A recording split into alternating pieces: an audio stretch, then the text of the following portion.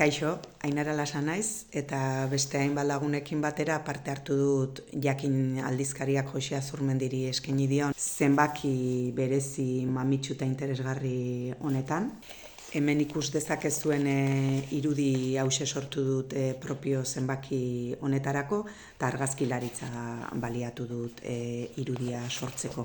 Urte batzuk badamazkit argazki esperimentalarekin lanean, fikziozko paisai gisa izendatzen ditudanak sortzen, paisaia errealetatik abiatzen dira, paisaia bera metaforikoki interesgarria iruditzen zaidalako gutasuna errepresentatzeko edo, eta zenbaki honetarako elementu horrekin jokatzea ere interesgarria egin zait. Horrez gain, Arantza zuri keinu bat egin nahian baita ere, beiratearen irudia edo estimulantea egin zait, eta gainera beirateak eta basoak biek dituzte bere baitan fragmentazioa eta osotasuna, eta ideia hori bera iruditzen zitzaidan oso ongi konektatzen zela Joxe Azurmendik ekarri digun pentsamendu guztiarekin. Izan ere, zenbaki honetako azaleko esaldiak dion bezala, hautsitako herri bat gea, puskatutako herri bat gea, baina puskatuta baldin bagaude bada noizbait oso edo osoago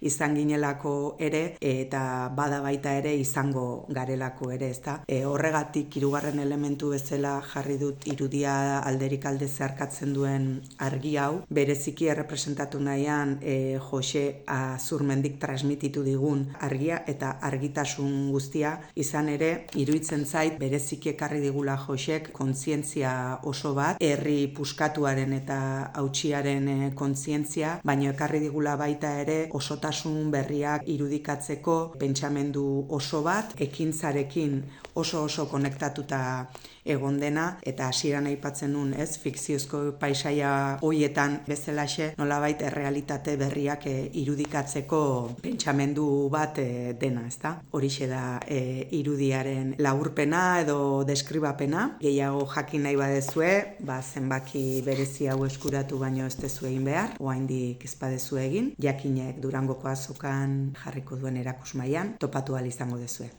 Aio!